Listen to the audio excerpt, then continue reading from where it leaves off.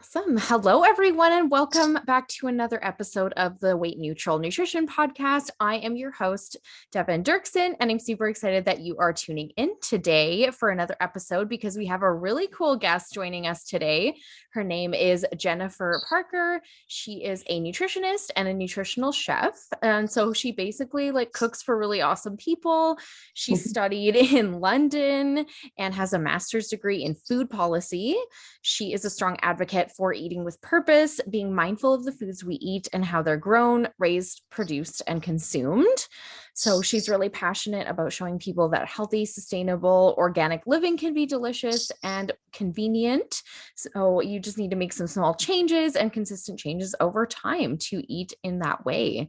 And it's all about your shifting your mindset to match your goals and make this a priority. She's helped thousands of clients reach their health goals by getting them comfortable in the kitchen, meal prepping their own meals. So if you are a meal prep person, if you're like, how do I get into meal prep? What do I do? This is the episode for you because she's kind of the master of this. She works with professional athletes, busy Fortune 500 CEOs, and she recently cooked at the 2022 Master Tournament for some of the big players in golf. So I'm super excited to have her on the podcast with us today. How are you today, Jennifer? I'm excellent. Thanks for having me. Yeah, I'm super excited to get your insider tips on meal prep because I feel like this is a sore spot for a lot of people. And we really want to know your secrets for us mere home cook mortals because I am no chef. So yes. A lot of people, I think, are unfortunately sort of lacking those skills in the kitchen. We got really used to, society changed a lot, over the last, 50 years, and everything became about convenience foods. And so we rely a lot on that because we're very busy. Our work schedules are longer and some of us work 2-3 jobs, or we have our side hustles. So it's really difficult to also try and feed yourself and your family at healthy foods. And we really rely on this convenient industry to provide that for you. But unfortunately, that's not what food companies are there for. They're not there to make sure that you're eating all the right things and getting all the nutrients you need. So we really need to focus on kind of taking back that control and really learning a little bit more about nutrition, but also learning how to make some simple foods at home for our nutrition, but also it helps to save a lot of money too. Yeah, 100%. I love that. So where did this kind of come for you? How'd you get into cooking and nutrition, and where did that all start for you? So for me, as a young kid, I was always kind of chubby. And so it started as a weight thing. So I was always seeking ways of losing weight, especially when I went to university. I would, moved out on my own for the first time and joined a gym, and I started every single diet under the sun.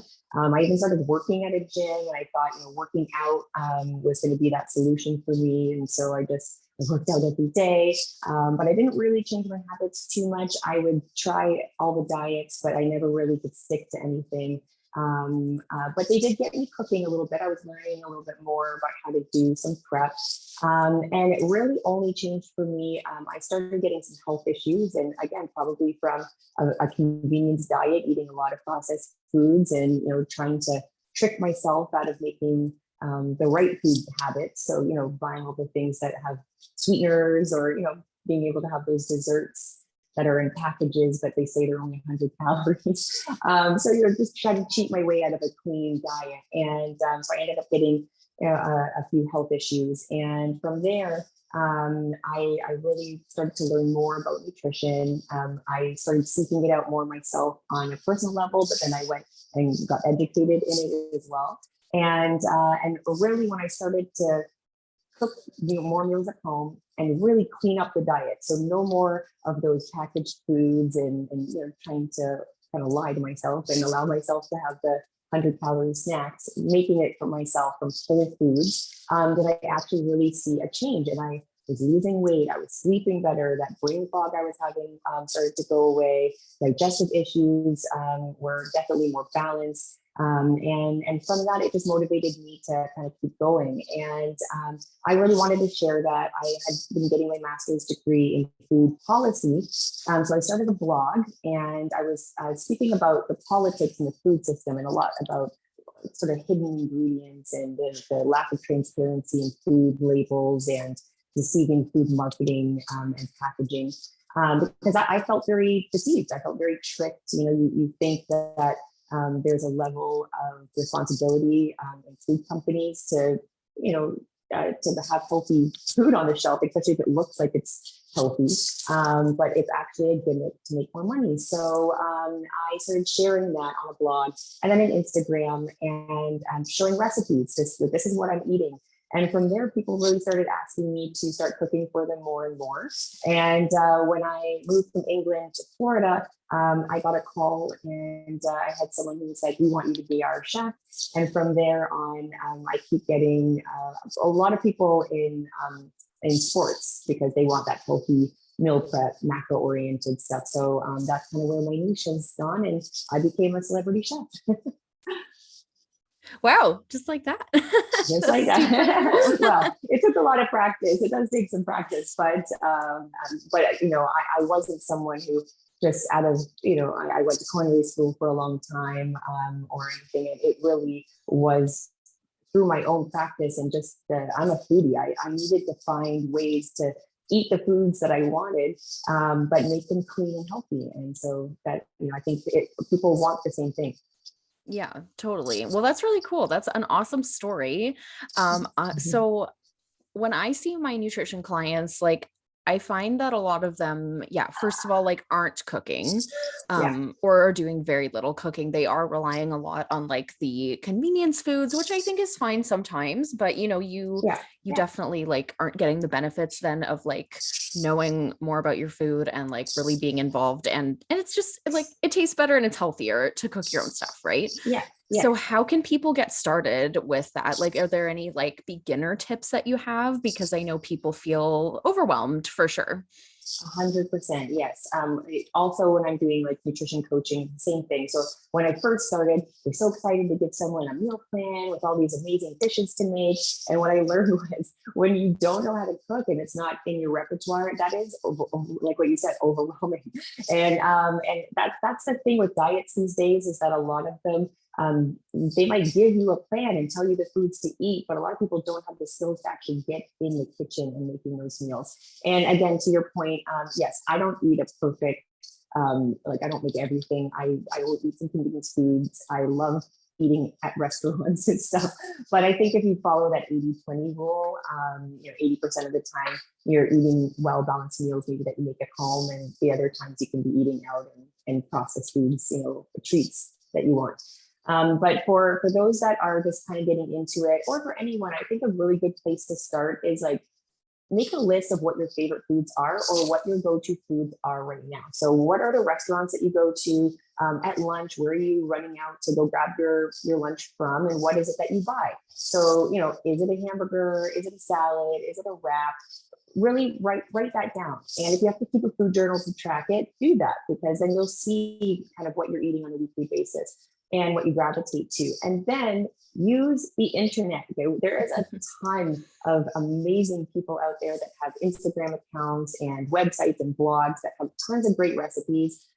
Google is a powerful tool. So just Google it. And so all you have to do is write like healthy, and then write the food that's your favorite food. So healthy chicken burger, or healthy, fries, or you get healthified fries, and they'll give you a bunch of different ways to make things at home that are better for you. So start with that, and even if you only start with breakfast, for instance. Okay, a lot of people run out the door, and that's probably the number one thing people eat from a box or a granola bar or something like that. And if you can prep an easy breakfast, like one of my favorites, and a lot of people love it. It's super simple. It's overnight oats. You can make it a week ahead and serve yourself that all week with different toppings.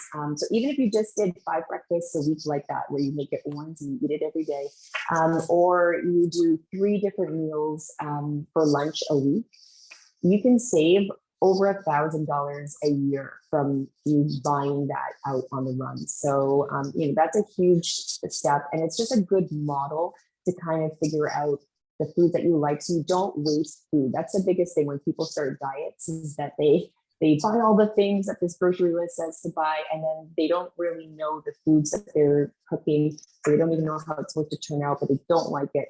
And then you just let the whole diet kind of go to waste. So that would be my number one thing, is kind of pick the recipes, but also learn how to store your food properly. I think a lot of people don't think about that. And I know when you're getting into meal prep, you might think it's expensive, having to get the ingredients you probably don't have and all the gadgets, but it really doesn't have to be that way. Keep it simple, especially when you're getting started.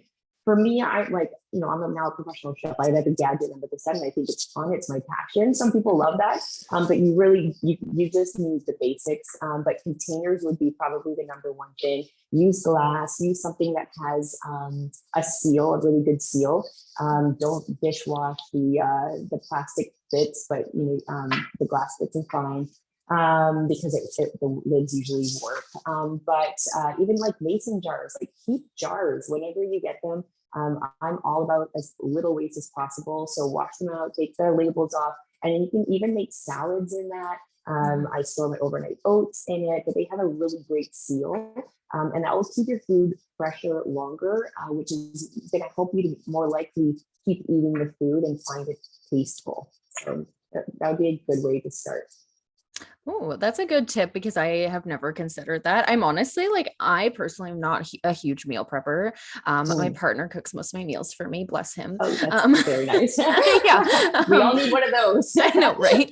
So, at least like when I'm busy and stuff, but I like all my clients meal prep, because like, yeah, if you're busy and like it's mostly you, like you have to do something, otherwise you are going to go to those, like, to takeout and to like those convenience foods, right? If you don't have the healthy and delicious choices available. Exactly. Awesome. And really, like, if you find someone who resonates with you, again, like if you love TikTok or you love Instagram, just find someone to follow and start watching what they're doing. Eventually you're going to get some inspiration and feel confident enough to maybe try a dish. There's some great stuff out there. And I've just actually launched my 30-day summer body meal prep challenge. So I really I want to help people to feel confident, but also to remind you that you do have to cook for yourself. Like what you just said, no one's going to be doing it for you unless you have an amazing partner to do it for you.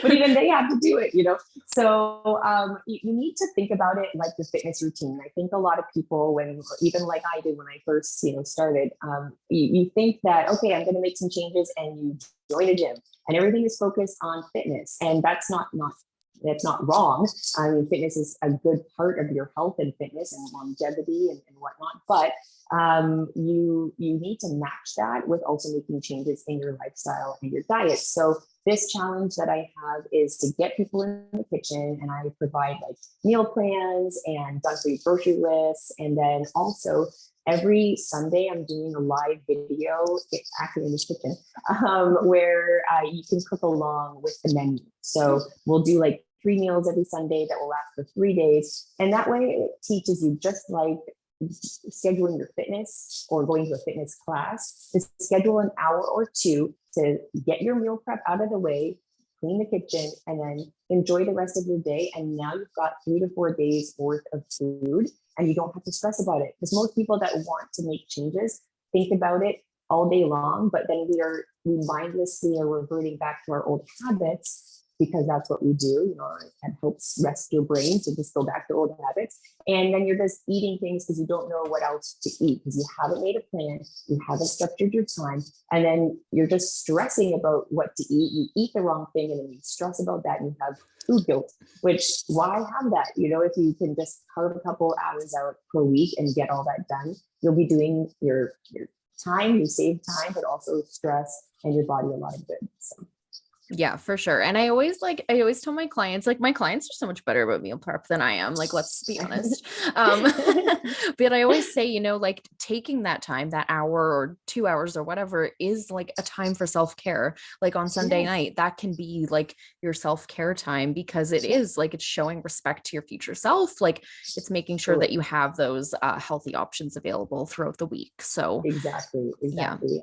It really is. And I again, just like your fitness, you need to also do the same thing with your diet. Otherwise, you're putting so much effort into just one pillar of what health and fitness or weight loss, whatever your goals is, and not the rest. So it's really important to visit all those pillars, getting good sleep, stress management. It's all part of good health and accomplishing those goals, even if it's weight goal, because, if you're stressing your body too much, even in fitness or less sleep, or, you're not doing your hormones well, and it makes it really difficult. So it is all about self-care. Totally. Cool. Awesome. So let's get into the cooking. What are your like chef secrets for us people who are not chefs? What like where can we Yeah. kind of start with like, especially if people don't cook much? Like I would call myself like an intermediate cook, home Okay. cook, not like I don't know. We'll see. I'm prone to burning things sometimes. Okay. So Okay. what Well, then my first tip will really help you, because the first thing is about getting organized and having a plan. Okay. So I've mentioned this before, but as we all know, if you don't have a plan, you're planning to fail. So for chefs, what we usually do is we know what we're going to be cooking. Okay. And so if you're at home and you've got your recipes, print them out or use an iPad and make sure you have it nicely displayed somewhere out of the way. And I like to organize, especially my students, with baking trays. So get out however many recipes you're going to cook and put a baking tray down for each one and your recipe with each tray. And then what you do is you collect all of your ingredients and you put that on each tray and then prep those ingredients as per the recipe.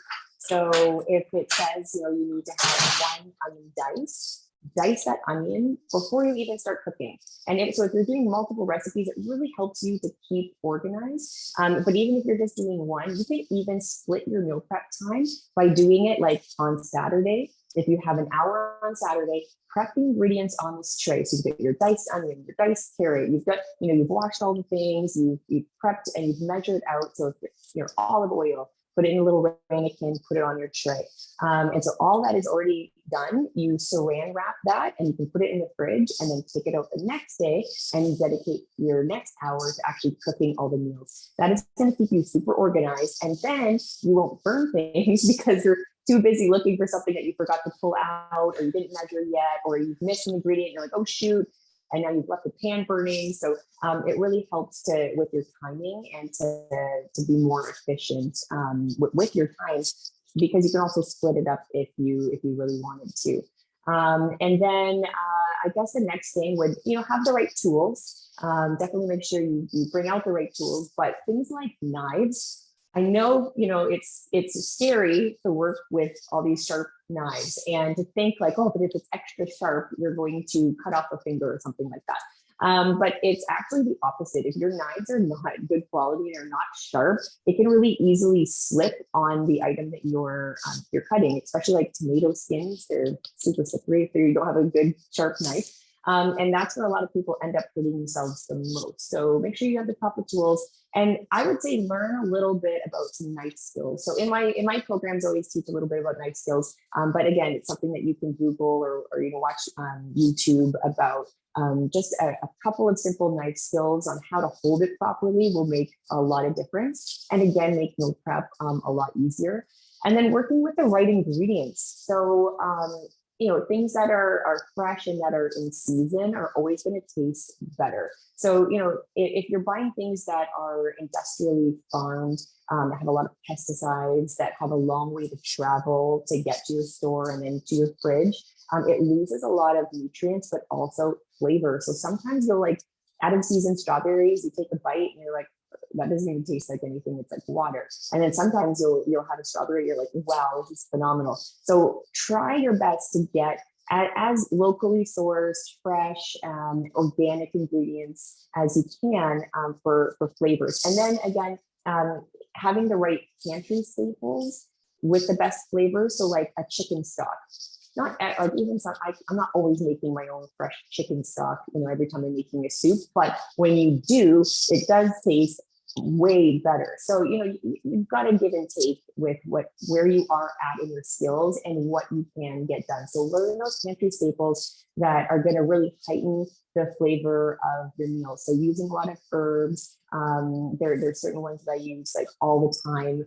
You're going to get a flavor profile just from learning what those favorite meals you have, and then buying those ingredients for the ones you're going to be making at home. And eventually you're going to build the ingredients in that pantry, and back to the chicken stock. So like Kettle Fire is one of my favorite store-bought versions of stock. So learning those kind of things would really help to boost your flavors. But then the next most important thing is learning like your cook times, because and I might not be telling you a certain dish or a certain ingredient right now, but that's because everybody has different tastes. And so, everyone who's listening right now, you might have a different way of cooking, or maybe your cultural background and dictates kind of your like palate. So what I would say is just learn a few of the things that you like the most. So how to cook chicken, maybe how to cook fish, how to cook steak properly. So again, you can watch some videos, or you can take one of my courses. I teach all of those basics. But right now, what I would say is I always either sous vide those meats, so chicken and steak, which is like it's a water bath. You can buy an apparatus that you just fill a pot or a little bucket with water, and it holds that water temperature stable. And then you put the meat in a bag with some like herbs and garlic, and you just put it in the bath. And they have specific cook times to cook your meats to, whatever level you like. So if you like to eat your steak medium rare or medium, and then you sear it after that, either on a grill or in a pan. That will always make your meat super tender, super juicy, and searing it gives it that nice look, but also a nice texture on the outside. If you don't want to buy the sous vide apparatus, I think they're like $100. But if that's not for you, then sear your meat first. Don't cook it all the way through, and then do it in the oven. So sear for like 2 minutes, and then in the oven for about 20 minutes for like chicken. Steak is only about 5 minutes. But those would be like my main tips. Yeah. So I cooked a filet mignon the other day for the very first time. I've never cooked a steak before in my adult life because I don't eat a lot of beef. And I like looked up the recipe and like actually followed the instructions of like, putting it like on the pan and then in the oven. And I was like, wow, it's so great. Like where has this been all my life? So yes, I agree. and I am not a great cook, but it like really made a difference to follow the proper steps and like and like honor the ingredients, because I spent a lot of money on these, and I was like, I'm gonna actually cook it properly. And like I think that a lot of us, like especially with chicken, like I eat a lot of chicken, and I think sometimes when you're meal prepping, you're just like baking it in the oven and it's plain and it's boring, and like that's why people hate meal prep chicken, because they're like, well, like this is boring, but like Exactly. Well, and that's the thing is like, yes, okay, when you're learning to cook and you don't want to spend a lot of time doing it, there are easy ways to do one pan, sheet pan, meals in the oven, but unfortunately, you're losing a little flavor, texture, and then you're going to be sick of what you're eating. So if you do like these little changes, it's going to just really heighten the flavor, the texture of your food. That way you're not going to waste it and then feel like you're wasting it and then not meal prep. So definitely sear your meat, put it in the oven, or do the sous vide. It's world changing. Cool. I'm going to try that. Yeah. And don't microwave your vegetables, people. I don't know who still is doing that when they cook your vegetables, but I would say probably the best way to do it I love an air fryer. If you guys can get your hands on an air fryer, do that. It's so easy to make sort of like one-stop shop meals in this thing or an Instant Pot. But I'll always like blanch my greens. So if you just boil a pot of water with salt, you can put a little garlic depending on what you're putting in there, but you just throw in your broccoli for about 3 minutes. You do asparagus for 1 minute, and then you put it in an ice bath. And that will make your greens stay really bright and fresh, but also crispy. Okay, so they're still got a nice bite and they're not soggy. They haven't lost all their nutrients and flavor because it's such a short period of time they're in the hot water. And then when you're ready to eat it, just quickly reheat it in a pan with a little bit of olive oil, a spurt of like lemon, a little bit of salt, and it is fabulous and super easy that way. Oh, cool. I would never microwave a vegetable. I don't know who's doing that either. Okay, Although good. I don't own a microwave Some people do it. Oh, good. Yes, exactly. Yes. I use it as little as possible. For sure. Okay. So what is your favorite meal prep recipe like for yourself? Good question. Or one of your favorites, I suppose. Yeah, I guess, well, I would say, so I love doing breakfast meal prep. Again, I'm always on the go, and I work out like right away in the morning, and I just want that out of the way. So I do a really awesome like breakfast skillet. And I just love, because I always try and get greens as much as I can throughout the day. And I always try and tell people get at least 1 cup of greens at every meal. So breakfast is a great start. So I use Brussels sprouts, sweet potatoes, roasted red pepper, and I chop them all up and I put it in an air fryer. A little bit of olive oil and salt, sometimes some paprika and garlic. And then I'll either scramble eggs or poach eggs or soft boiled eggs, whichever way you know how to do them or you love them. And then I eat it on top of a bowl of those vegetables. So, and that lasts, like I can eat that for a couple of days, which is great. Overnight oats, like I said, is another one. I eat that pretty regularly. And what else for like lunch? I mean, you can't make this you can make all the other ingredients ahead of time. So I guess like the way that I like to do my prep is that I will prep the actual ingredients, so not full meals. So I will do like a lot of veggies, either chopped fresh veggies and have a variety of green like lettuces, so I can throw together salads. And then I prep different proteins. So it's kind of like having your own, the restaurant like Chipotle, like where you can put together meals. Okay, like, oh, what is your base? What is your protein today? What is that? Think about it kind of like that. That way, if you prefer more variety, which I do, you can then just grab and go meals as you are kind of craving what it is that you want. So I would say that's kind of what my fridge always looks like. I have a variety of different things, and then just whatever it is that I'm vibing that day, I'll do. So I was going to say poke bowls, like I love eating like that. So sometimes it'll have rice or maybe a different kind of grain because it's just what I have that day. And then I'll have like chopped cucumbers. I always have shelled edamame in my freezer. And then just like I'll shade some carrots. Usually I have that there because I always do Taco Tuesdays. So again, my fridge is like basically it's just like a Chipotle store, and then I just put whatever I want together to make bowls. That's probably a great way to meal prep if you're not sure what to eat, but you just want to use up what you've got. Yeah, that's a good tip, I think, especially if people are feeling overwhelmed by like the heat, like the big like elaborate meals, because I feel like you see the Pinterest like meal preps and you're like, wow, that seems like a lot of work. Exactly. That's how I feel. Exactly. So again, have a little bit of structure to your week, or just know like what Buddha bowls are, or like how you pick a grain, pick some veggies, pick a protein, and then maybe like have 1 or 2 sauces. So like a cilantro yogurt sauce or a pesto yogurt sauce. I use yogurt or like cashew yogurt as a base, and then you just mix pesto and lemon juice, which is really nice. Or you do like a cilantro lime, kind of sauce. And then you just pour that over your bowl, and voila, you've got a delicious meal on the fly. Delicious. I love that. Yeah.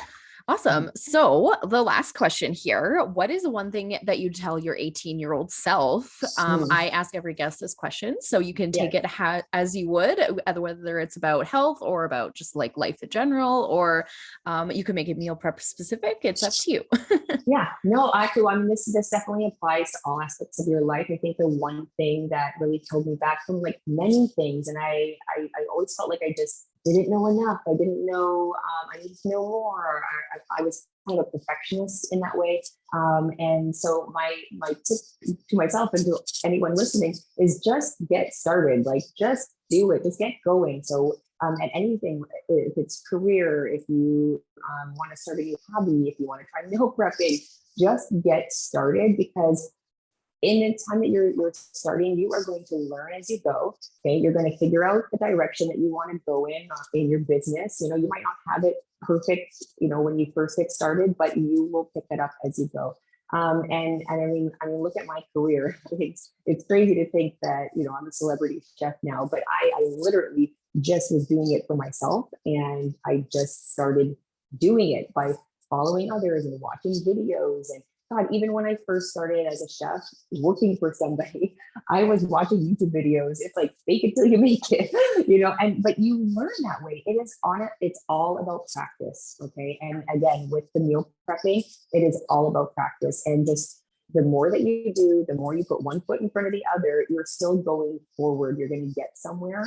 And it's better than, you know, not starting and looking back and having gotten nowhere. So, you know, like I'll tell people this all the time, even if you adopted one change at anything in your life, again, anything in your life, and then meal prepping one meal a week or breakfast or whatever it is, once a month, that's 12 new things you've accomplished in a whole year. Mm-hmm. If you didn't start, if you didn't try even just one thing, then a year is going to go by and you would have changed nothing. So, you know, you got to start somewhere and just start doing it. That's what I got to say. Awesome. Well, I know, like, after listening to you talk, like, I am inspired to go make a new meal prep thing. Yes. So maybe I'll check out some of your videos on how to do that. But where can people find you and connect with you and learn more from you?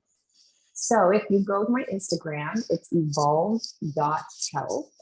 Then a lot of my stuff is there. And then in my bio, there's more links to different avenues and things I'm doing. I think right now we've got our challenge up there.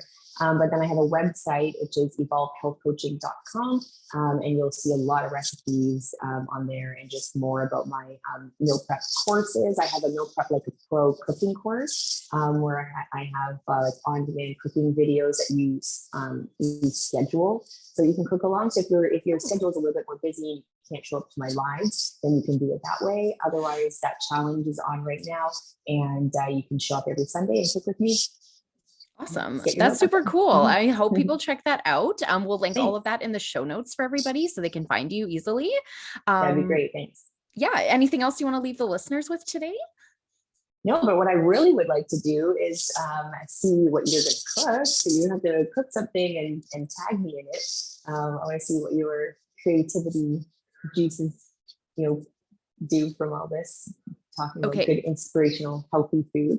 And then actually, one thing that I didn't mention before is, I think, like, on a good note to leave this at is thinking about like your priorities. So, you know, if you really want to focus on your health and making some changes, and taking that control kind of back in your life, I would say a lot of people use you know, different obstacles as barriers to actually getting started. And time is a big one, obviously, but budget also is one that people like deflect to all the time, saying it's expensive to eat healthy, and which I won't lie, it definitely is. It can be if you're not shopping efficiently. But I think if you really know about how much you actually spend on processed foods and packaged foods and eating out at restaurants, like, keep a tab on that, keep all those receipts, and you'll see that it's actually, if not the same, more expensive than if you did cook your own meals at home, especially when you get good at it and you've already built a good pantry. of ingredients. It's always going to be more expensive at first, but just over a course of a year, you cooking at home does save a lot more money. But also think about long-term effects, your medical bills, and just other things that you have to spend money on because of ill health, which can come from a diet that's full of like processed foods and whatnot. So you really want to take action now to do good for your body and not think about the cost of it, because what is the cost of your health?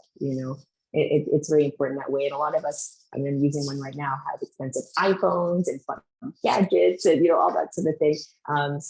But we neglect to put kind of an investment in ourselves. So going back to that self-care and prioritizing, put yourself first and make nutrition a priority. Yeah, awesome. Well, I couldn't agree more. And yes, takeout is expensive. So definitely, I think that the more we can cook at home, the better. And I hope people use the tips from your episode today to help them on that journey. Thank you so much. Well, thanks for having me. I really love doing this with you. Thank you so much for being here, Jennifer. And yeah, I hope people connect with you. And yeah, just thanks so much for being on the show. Awesome. Take care. All right. Awesome. Thank you so much, everyone, for listening today. If you're not already subscribed to the show, make sure you hit subscribe in Spotify or Apple Podcasts or wherever you listen to the show. And yeah, definitely make sure you check out Jennifer's Instagram page. I know I will be over there looking at the cooking videos. Until next week, I will see you guys in the next episode.